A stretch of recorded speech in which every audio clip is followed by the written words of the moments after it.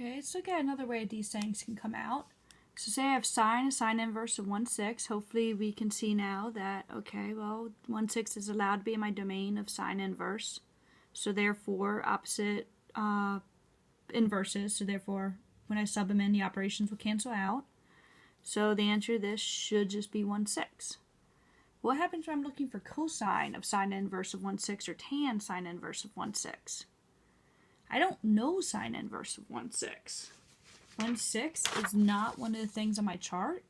If I draw the unit circle, it's not a 0 or 1, so it's harder for me to find. So I'm going to go back to the idea of inverses, and I'm going to say that inverse means sine of some theta gives us 1/6, and we're trying to figure out what that theta is. So if we knew it, like a pi/3 or pi/4, I could just say it. But otherwise, I do know that sine corresponds to triangles. So I'm going to go ahead and draw a triangle, and I'm going to put some theta up, and that some theta I just put there. And it could have put it here, I just chose top corner. And I'm going to say that sine is opposite over hypotenuse. So I'm going to have 1/6.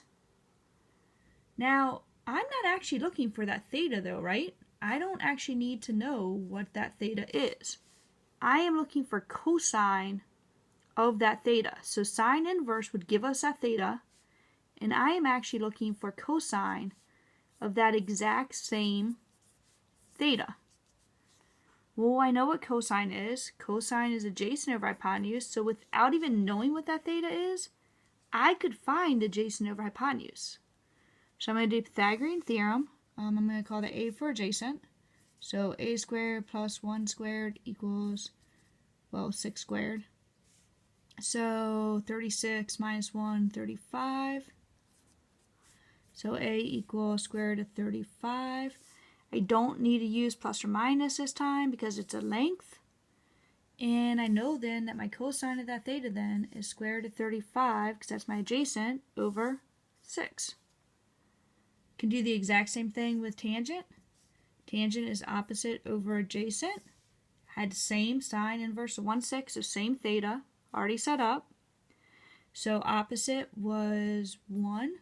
Adjacent was square root of 35.